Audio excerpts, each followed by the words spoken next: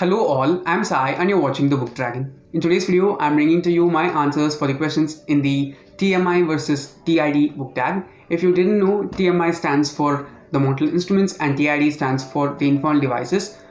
This tag totally has 10 questions which compare both the series and taking a choice of one of these.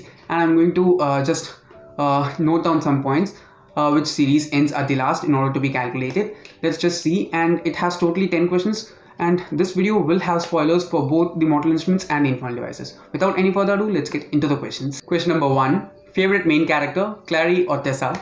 The answer for this one is very easy for me. I'd always prefer Tessa over Clary because Tessa is a sweet person. She understands stuff, she thinks through things, and she's not impulsive, okay? She has impulses, but she prefers to listen to her brain rather than her mind when it comes to taking certain decisions because so emotions will cloud judgments. She's not a complete Shadowhunter, yet she knows that that's what is the truth. I don't think Clary knows it that much. She doesn't practice it that much as well. Also, Clary is always annoying, okay?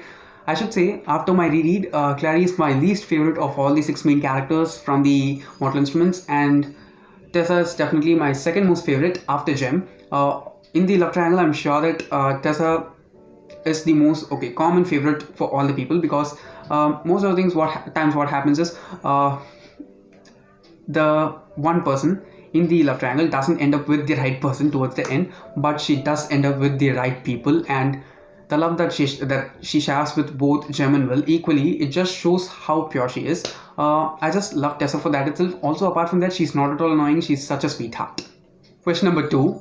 Favorite Herondale, Jace or Will? Of these two, I'd choose neither of them if that was an option, but it's not an option. So I'd prefer Jace over Will. I'll tell you the reasons why. Because I think Jace understands better rather than Will, and also both of them do take stupid decisions most of the times.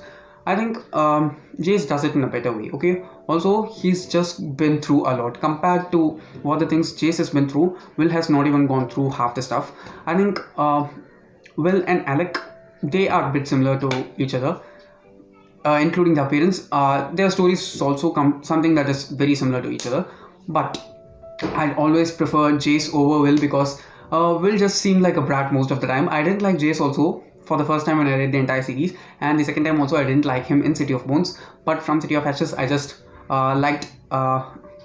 started liking Jace a lot, and towards the end in City of Heavenly Fire, I'm sure that I loved Jace because he was so sarcastic, so funny. So he's just such a good character to have been written with, such a fun character. So I prefer Jace over Will. Question number 3. Favorite love triangle, Simon, Clary, Jace, or Will, Tessa, Gem?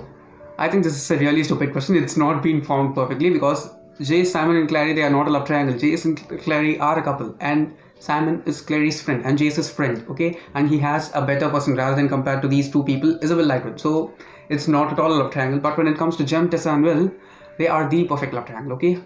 I don't think there's like any other love triangle that just exists as perfect as Gem, Will and Tessa because they just love each other for the equal amount. Gem doesn't love Tessa more than Will, okay, more than he loves Will.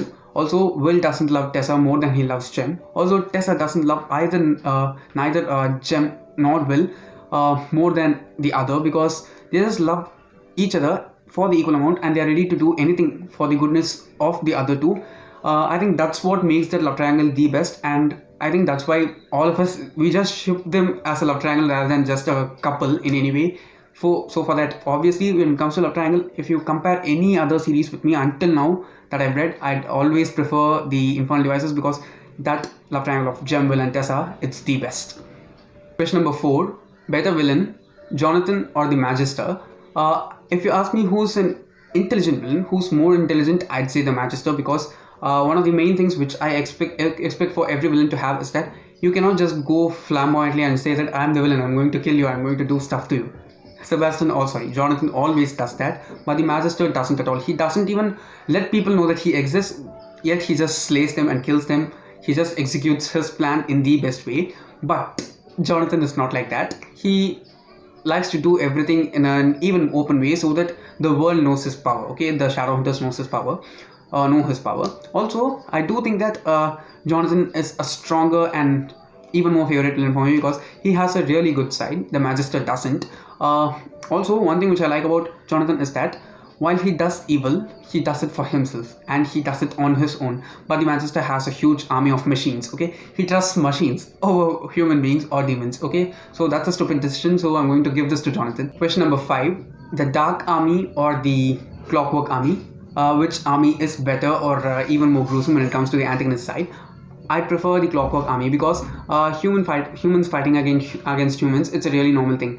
We might even see that in wars that we have, battles that we've seen in documentaries and stuff, but machines, actual automatons, fighting human beings, that's even more creepy and even more, frightening compared to human beings, because it's just such a paradox if you ask me.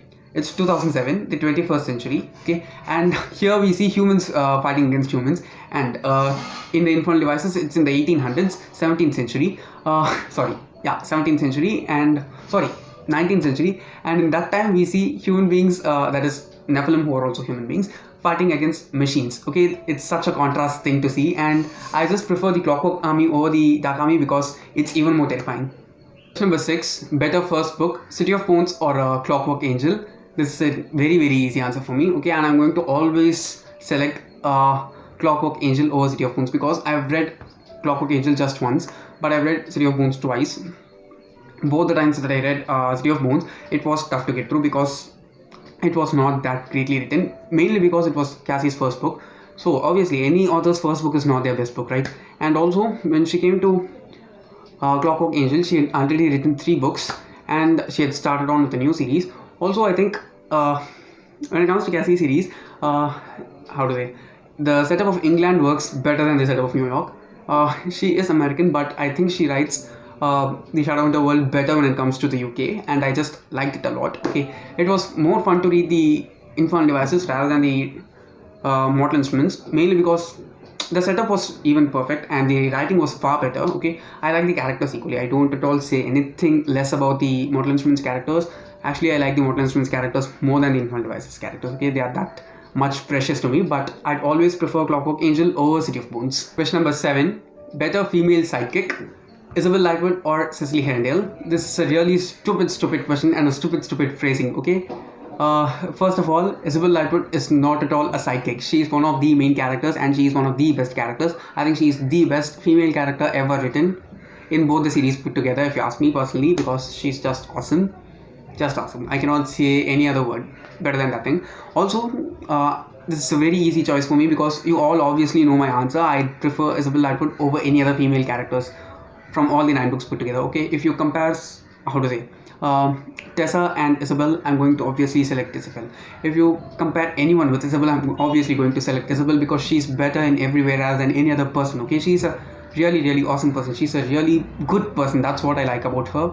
Okay, she knows how to respect herself. She knows how to love herself. That's one thing I think most of us lack in our lives. I know how to respect me, but I don't know how to love me. Okay, that's one thing which I'm trying to learn from Isabelle Lightwood as a character because she's just awesome. I think she's just this reflection of showing that the way you love yourself is the way you're showing others to love you. That's what I think Isabelle shows. Despite all the strength that she has, she doesn't ever give up her will. Okay, she's definitely not a sidekick, so please don't use that word ever again, and I definitely will give this to Isabelle over Cecily. Question number 8, better setting, the New York Institute or the London Institute? This is also a very easy answer for me. I prefer the London Institute more because we get to spend a lot more time within the institute when it comes to Infernal devices rather than in the Mortal Instruments, because most of the time in the Mortal Instruments we are just roaming places. Okay, we are not at all inside the institute. We don't get to understand and know how the institute looks within inside New York. Okay, it's always so empty. There's no one except the Lightwoods. Not even a soul, okay, except Church and the Lightwoods. There's no other person within the New York Institute. But when it comes to the London Institute, it is always filled with these refugee Shadowhunters and their helpers, that is the Mundians with the sight. It is really awesome to read the London Institute because it seemed like the New York Institute was a really short, small place, but the London Institute, it was so massive in construction as well as the number of rooms that it had, how Tessa gets confused. We get scenes from the attic, we get scenes from the sanctuary, we get scenes from the dining hall, we get it from various different bedrooms of the different characters. It is really awesome, and I just love the London Institute as a setting compared to the New York Institute. Question number 9, better last book, Clockwork Princess or City of Heavenly Fire? Obviously, I'm definitely going to choose Clockwork Princess over City of Heavenly Fire, because in City of Heavenly Fire there are a lot of inconsistencies. The pace drops at various instances because of the romance. Though the romance is awesome, I don't say it as how to say as a con. It is a pro in some way, but it does disturb the pacing and the flow of the book when it comes to City of Heavenly Fire. But when it comes to Clockwork Princess, we do have the romance, we do have the relationships, we do have the friendships and new ships that are forming in the third book itself. Yet that book just pulled it off in a very awesome way. Okay, also that climax to the Infernal Devices, it was just perfect. Okay, I didn't like the climax of City of Heavenly Fire in which Simon ends up forgetting everything, because he's one of my most favorite characters. I didn't want that to happen to him, but in this one it was just so awesome and I just loved it as a whole. Finally, question number 10, better final epilogue, Clockwork Princess or City of Heavenly Fire? I'm definitely going to choose City of Heavenly Fire over Clockwork Princess in this one. Both the epilogues are awesome, okay? Believe me, they are just so awesome. But in City of Heavenly Fire, we get all the main characters put into the epilogue, which is like the perfect amount of closure, okay? We get each and every main character that is present in the Mortal Instruments by the end of City of Heavenly Fire. Also, we get Tessa and Gem. Also, we get Tessa and Gem as Tessa and Gem within the epilogue of City of Heavenly Fire. There's no Will, so that's kind of a bit of sadness, but the presence of Will is just shown in City of Heavenly Fire's ending also, that epilogue. I just loved the way it wrapped things up. There were certain instances which I didn't like happening.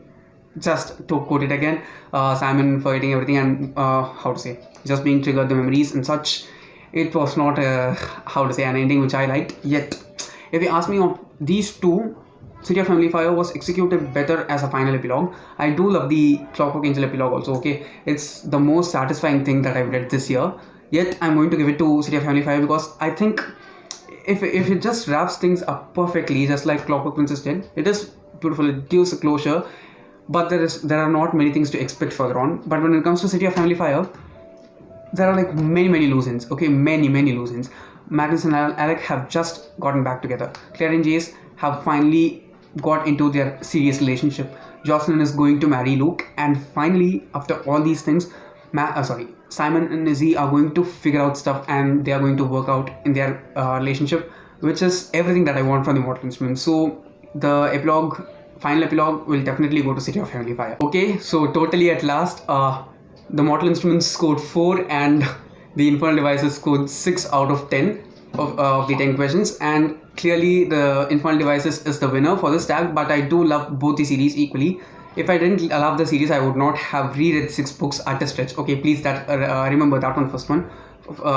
And also, I think I love these characters, the Mortal Instruments characters, more than the Infernal Devices characters. If they had compared any of the characters like that, except Clary, I would have chosen all the main characters of the Mortal Instruments only, because they are just so awesome. They represent the younger people of the current generation in a proper specific way, if you ask me. Okay, it's not the way they behave, but the thoughts that they have in their minds that is represented properly by the TMI gang. So that's one of the main reasons why I like that series a lot. Yeah, and that's it for today. If you have read both the series, do let your answers in the comments below, because I'd like to know them a lot and we can discuss further on. If you did enjoy watching today's video, don't forget to give it a thumbs up and also share it to your friends. If you want to get more content from me, do subscribe to the channel, because I publish new videos every Sunday, Tuesday, Thursday and Saturday. Thanks for watching and have a great rest of your day.